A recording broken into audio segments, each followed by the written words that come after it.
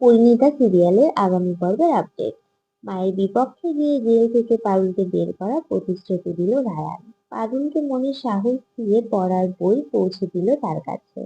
রায়ানের মা বলে, ডাকাত মায়ের জঙ্গলি মেয়ে জেল খাটবে না তো কি করবে? তখন রায়ান বলে, পারুলের এই অবস্থার জন্য তুমি দায়ী মা। আমি ওর কেরিয়ার নিয়ে যথেষ্ট কনসার্ন, তাই আমি ওর কাছে যাব আর গিয়ে ওর পড়ার ব্যবস্থা করব। এরপর জেলে পারুলের সাথে দেখা করতে যায় রায়ান আর বলে, আমি সত্যিটা বের করে আনবো পারুল, তুই ঠিক পরীক্ষা দিবি। আমার কম্পিটিটর জেলে বসে থাকবে সেটা হতে পারে না। পারুল বলে, তুই এমন কিছু করিস নাই যাতে নিজের ক্ষতি হয়। এরপর পারুলের হাতে একটা বই তুলে দেয় রায়ান। পারুল কাঁদতে কাঁদতে রায়ানের হাতটা জড়িয়ে ধরে।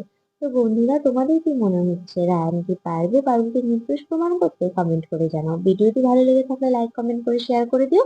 আর আমার চ্যানেলে নতুন হয়ে থাকলে চ্যানেলটি সাবস্ক্রাইব করে দিও।